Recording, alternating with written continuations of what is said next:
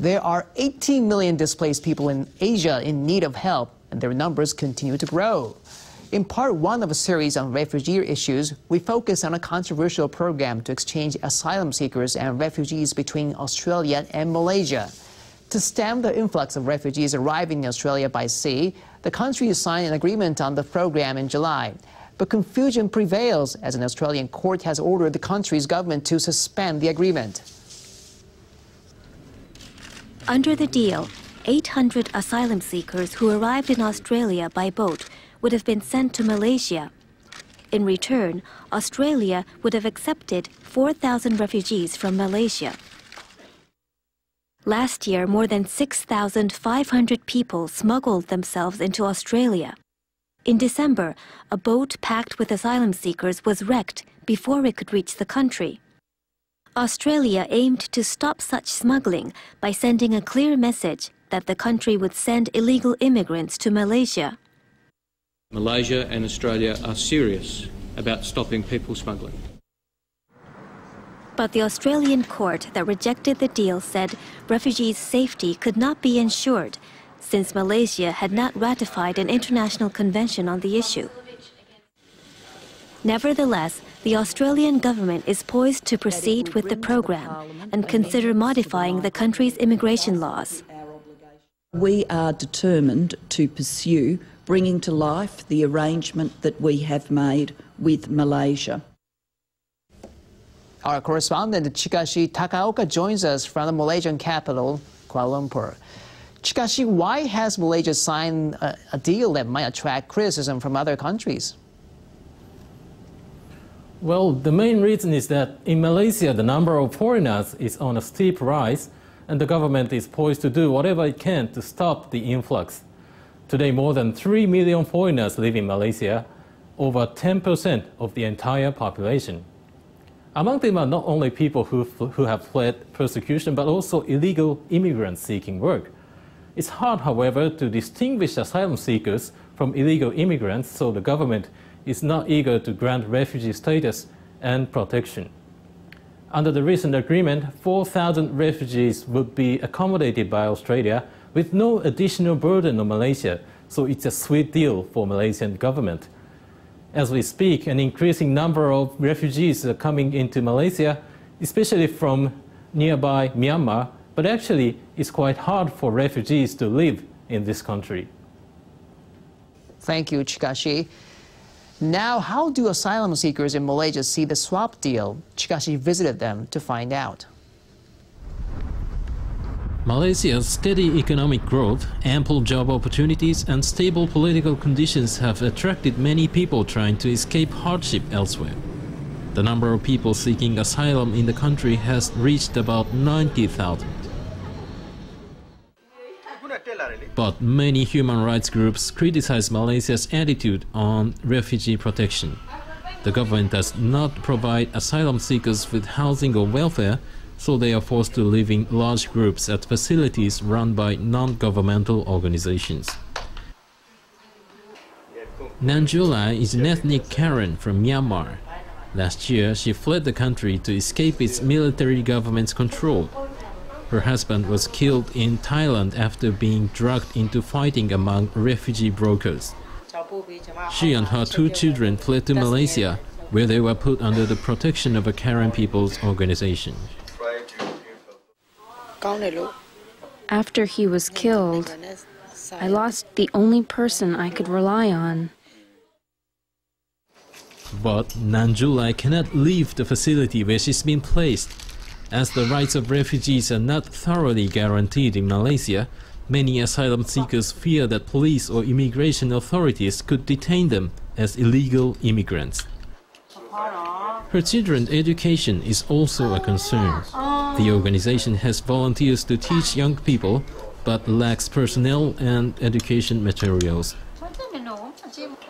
Nanjulai is looking forward to resettling in Australia, where she believes she can ensure safety and good education for her children.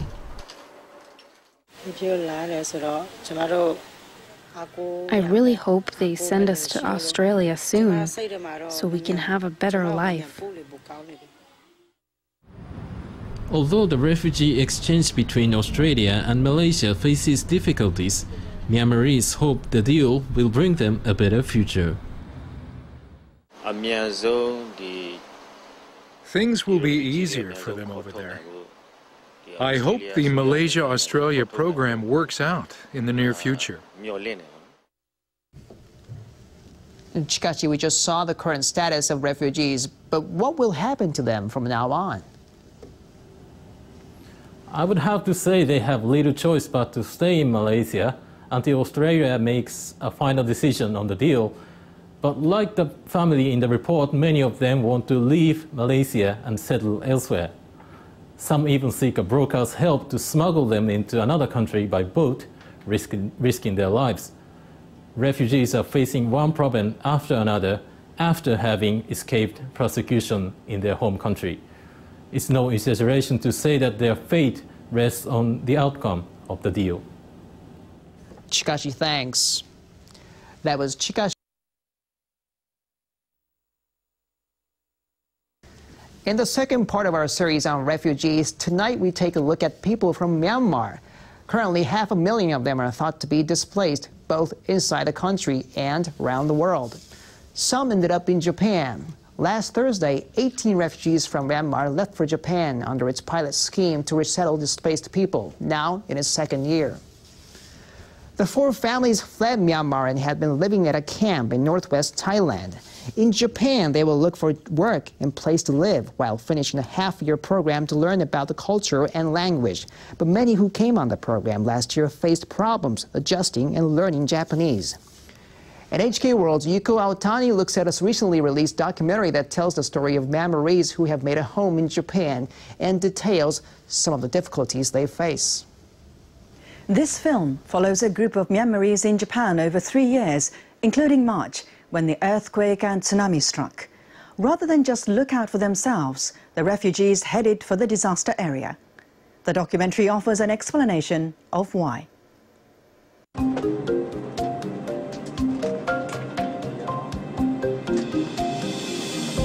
Refugees from Myanmar already had more than their share of trouble. But since the disaster, they've been offering their services as volunteers, helping with everything from digging mud out of buildings to preparing meals for survivors. On one particular day, nearly 100 Myanmarese had travelled to the area to help out. Most of them had fled their homeland with only their clothes on their back.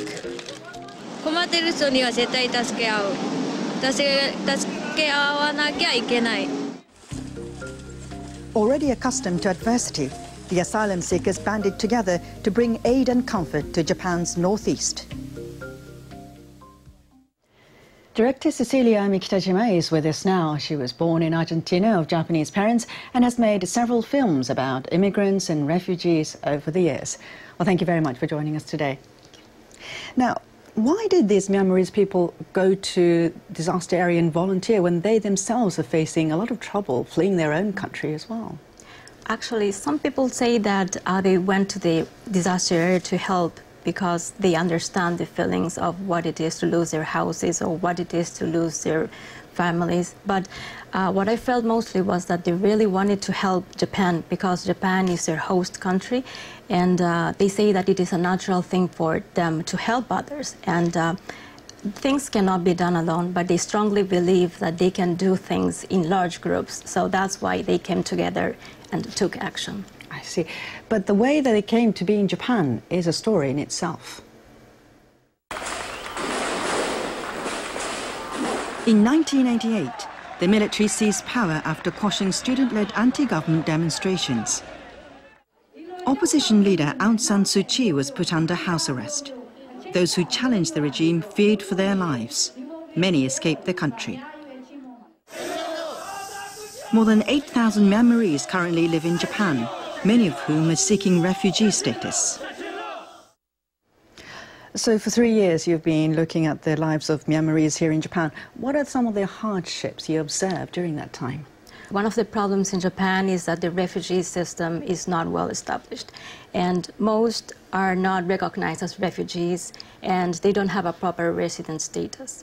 And actually, they're just allowed to stay in Japan for humanitarian reasons.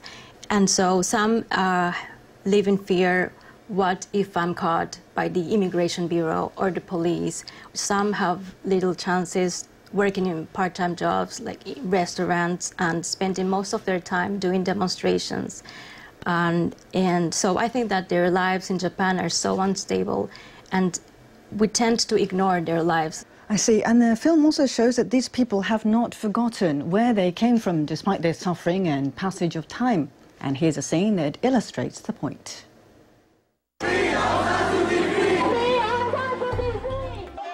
Many of the Myanmarese in Japan actively support the struggle for democracy in their home country. One of them goes by the pseudonym Mia. While visiting Japan in 2007 as a tourist, she saw images of another military crackdown in Myanmar. Outraged, she immediately joined a demonstration here without thinking about the consequences. 自分の望みを言うだけでそういう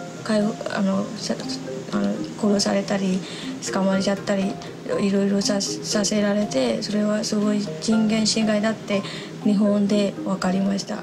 そういう参加すると自分が帰国したら自分の身が危険にさらされるとかはその時は全く分からなかったですね。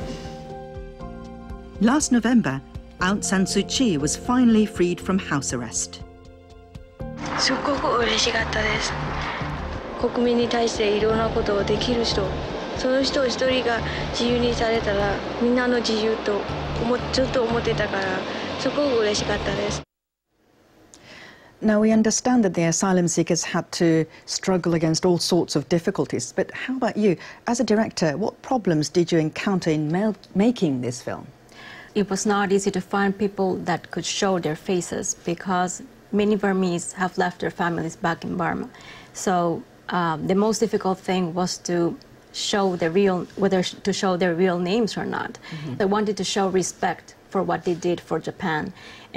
But on the other hand, I wanted to protect their security. So finally, or let's say unwillingly, I had to make a decision to put all their false names. So, but I really wish that someday I could show this movie with their own real names. I see. And while you were involved in this project, the government of Myanmar underwent some changes, at least on the surface, it seems. How are the Myanmarese in Japan looking at these changes? Burma is trying a new step, and the president is calling for the Burmese overseas to come back. But most of the Burmese in Japan, let's say, are suspicious about it because their security is not guaranteed. They've been living here in Japan for 20 years without being able to go to their hometown. So they cannot believe that easy. So, but the Burmese in Japan want to believe that now is the time for a new step of reconciliation. And also, I wish that the politicians in Burma would see this movie and to open up for a new future. Right, so we'll keep an eye on how the situation in Myanmar develops. Cecilia Amikitajima, thank you very much for joining us today. Thank you so much for inviting me.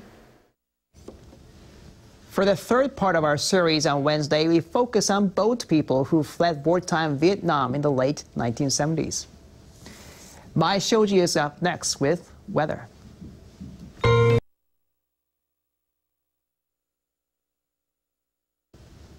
Tonight, in the third part of our series on refugees, we bring you the story of former boat people. They caught the world's attention following the Vietnam War. More than 1 million people fled Vietnam after the fall of Saigon in 1975, using boats to escape the new communist regime. Indonesia was one of the most common destinations. Families who immigrated to the U.S. have visited a former refugee camp in Indonesia to explore their roots. At HK World's Mirza Nadeztatra has more. Galang Island on the coast of Sumatra was designated as a refugee center to process people who wanted to resettle in a third country. In August, 25 former Vietnamese refugees visited the island. They are now living in the US or Australia. David Ho joined the tour from San Francisco with his Again, being, as you call, second generation, you know, I can only see it from a distance, you know, from an observer. David was 5 years old when his family fled Vietnam. The host got separated and lost a family member in the refugee center. People escaping Vietnam by boat could take days or even months to reach Indonesia. Many perished on the sea or were raped by pirates. For those who survived, deaths and mental problems were unavoidable in Galang. 503 people died and were buried in Galang. David and his parents are visiting the island for the first time after living in the US for 31 years. David's father, Peter Ho, was a high school teacher before he fought in the war. After the fall of Saigon, he had no option but to flee. The main purpose of this tour is to visit their grandmother's grave. She died on the island. Besides paying his respects to his grandmother, David also wants to learn more about his past. I could finally come here after 31 years. They gave up everything to try to ensure a better life for themselves and especially their kids, which were me and my sister. And so, you know, this was part of the journey. He had to lose his mother along the way. On the way to freedom. Dong Tran is an organizer of this tour. He traveled with 150 people when he made his first trip to Galang in 2005. Back in 2005, they erected a memorial to commemorate the boat people's journey. But the Vietnamese government exerted pressure, and the memorial was knocked down not long after the trip. The other side is to commemorate those who perished on the way to freedom. So you can see that because of our love to brothers and sisters and parents and our countrymen who lost their life, we have the full right, we have the right to remember them. David is beginning to realize that the boat people's history is an ongoing political struggle. I don't understand why, you know, this is something that occurred here that acknowledged life and the plight of a lot of people. I don't understand what the political motivation was. David came to Galang with the memories of his grandmother in his mind. But at the end of the day, he is living with a lot more than he had expected. It was a hard identity growing up, only as a kid, right? But as you understand the history, you grasp it, you appreciate it, and it's who you are. You can't change history. For the Ho family and other former boat people, a refugee camp like Galang Island gave them a new start.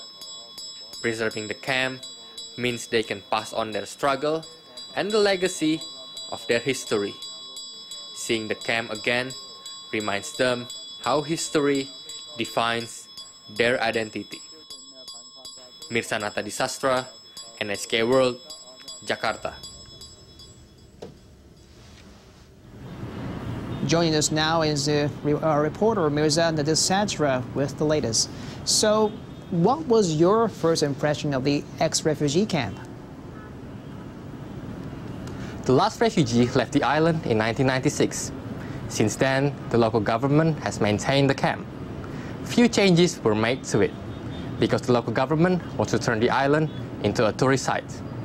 The Indonesian government sees it as a symbol of their humanitarian efforts. Galang Island is the only refugee facility of its kind left in the region. So how do you feel about the ex-refugees visiting the island? The Vietnamese boat people had to leave their homes behind in order to escape the new regime. Living on Galang Island creates a transition period where an old life ends and a new life begins. It helps form a new identity for each of them and for future generations. Thank you, Mirza.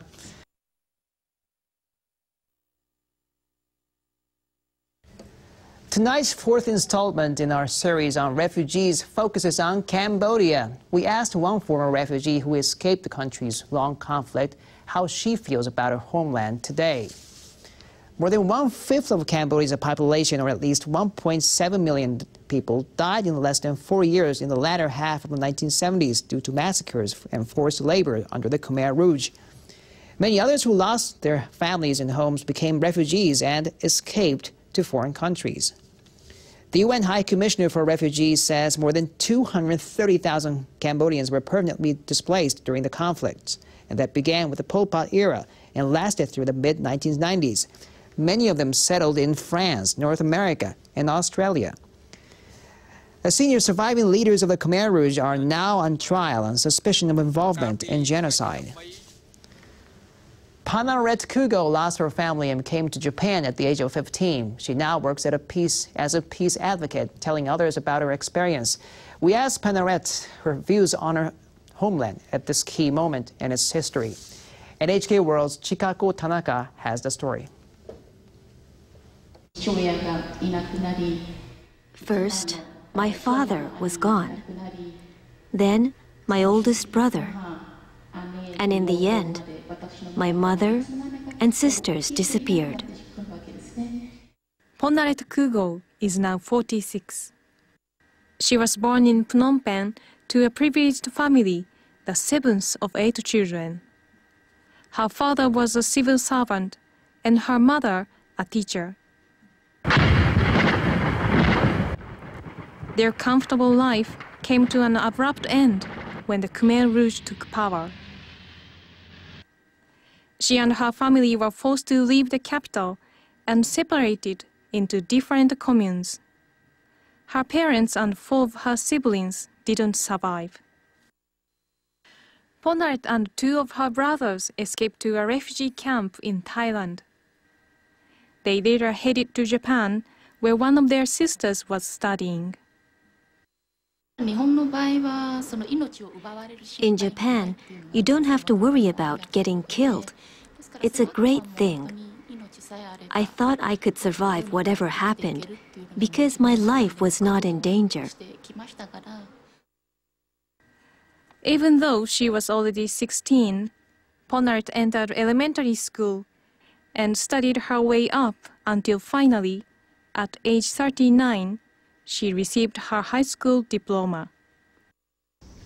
Panaret has a Japanese husband and 2 children, but despite building a life in Japan, she was haunted by the past.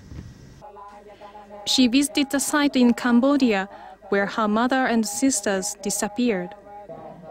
With her head shaved, according to local Buddhist tradition, she presided over a memorial ceremony for her family and other victims. The ceremony was held with the help of local villagers, many of whom fought for the Khmer Rouge. It helped her move toward the closure she has been looking for. They were just normal, gentle, old Cambodians.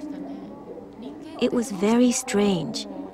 I wondered how people could change so much from one era to another. Panaret has written books about her experiences. They've been published in 5 languages, including Japanese, English, and her native Khmer. Even though it's painful, Panaret says telling her story helps people understand what Cambodians endured. It also helps them to better appreciate peace. People often thank me, saying it must be hard to bring myself to talk about.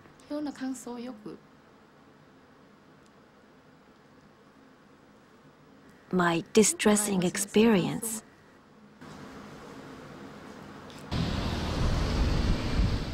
In September, a refugee support group invited Ponaret to give a talk in Matsumoto City in Nagano Prefecture. I was just 10 years old when I lost everything, not because of an earthquake, nor a natural disaster, but because of a human disaster called the Cambodian Civil War. To show a brighter side of Cambodia, she and her daughter performed a traditional celebration dance. I think it's a good opportunity to listen to someone who's gone through such horrible times. I learned that there are people who just want to lead a safe, happy life like hers. She really encouraged me. Now, Khmer Rouge leaders are finally facing trial, more than 30 years after the fall of the regime. Not only people in Cambodia, but also those who live outside the country, like Ponaret, are closely following the events. We just want to know why they could take weak, innocent people's lives. Why they had to go so far. I want to know. People torn from their normal lives who fled their home country strongly hope the past will never be repeated. They are determined to find out the truth about why the tragedy happened. Chikako Tanaka, NHK World, Tokyo. On Friday, we'll bring you the last part in our one-week series on refugees. It'll be an interview with a representative of the UNHCR Japan about the status quo faced by refugees in Asia. Residents of a major There are 18 million displaced people in Asia in need of help, according to the UNHCR. And with civil wars, political unrest, and natural disasters, the number continues to grow. This year is the 60th anniversary of the United Nations Convention on the Status of Refugees. In the final installment of our week-long series, NHK World's Yuko Aotani speaks with a representative of the world body on the situation in this part of the world. Joining us today is Johan Sels, representative of UN Refugee Agency in Japan. He's been working on these issues for nearly 20 years. Thank you very much for joining us today. Now, first of all, let's take a moment to remind ourselves about some of the significant events in Asia over the years that have created refugees. First of all, the Vietnam War caused people to take to boats in the late 1970s, fleeing their homeland only to spend their lives in refugee camps. And around that same time, the Pol Pot regime in Cambodia set off waves of refugees escaping from the killing fields of the Khmer Rouge. Now, 30 years later, a tribunal is starting and Cambodians abroad are waiting for the final judgment. And we also focused on refugees from Myanmar in Japan. They've been working for the democratization of their country for more than 20 years. And finally, one of the latest developments, the controversy over refugees in Australia and the deal with Malaysia to exchange them for others. Now, Mr. Sels, we've been reflecting on all this, but what would you say are the most significant changes you've seen over the years in Asia in particular? I think this is changing nature of conflict. Whereas before, most of the conflicts were between states, now the majority are within states. That means that people are more internally displaced rather than fleeing across borders. But it also means that more and more we're working in conflict zones, which makes it for us much more dangerous, much more difficult. And as a consequence, you have many long-standing refugee problems here in Asia. For example, the Myanmaris. You have also some of the caseload which were the Bhutanese in Nepal, etc. Right. And also, has the conditions causing people to become refugees changed over the years? Well, I think yes. I mean, one of linked to this changing nature of conflict is actually the impact of climate change. And as a consequence, the increasing number and intensity of natural disasters, which of course here in Asia we experience on a regular basis. Because of the natural disasters, it means that there's more and more conflict about resources, access to land, access to water, which has an impact on food security. And therefore, more and more we see that the issue of conflict is linked to that. And that makes it much more difficult to address and to resolve. Right, and obviously the Asian region is prone to a lot of natural disaster. Indeed, I mean, I think you had Cyclone Nargis, you had the flooding today, while we are speaking about in Pakistan, last year in Pakistan also, and of course also here in Japan. We had, following the earthquake and the tsunami, approximately 500,000 people who were displaced here in Japan. I see. Now, thinking of the nations that have been accepting refugees now, has the nations on that side changed in any ways? I think more and more you see that many countries, unfortunately, are closing their borders, are becoming more restrictive, less welcoming, less open. Why is that? I mean, partly is that because of economic reasons, the perceived burden that refugee cause or impose. And the question is still that often they have a lack of adequate migration policies, of dealing, how one can deal with the movement, the increasing movement of people across borders. I see. In the case of Australia, are they still accepting, or is it the resettlement program not working? I think in the case of Australia, it's more complex. I think Australia has been very generous in resettling refugees for many years. There, the question is more a question about spontaneous arrivals and how the issue of human trafficking and human smuggling is being addressed. Because unfortunately, many asylum seekers or refugees fall victim of traffickers and who are abusing the system. And I think this is at the center of the issue. Right.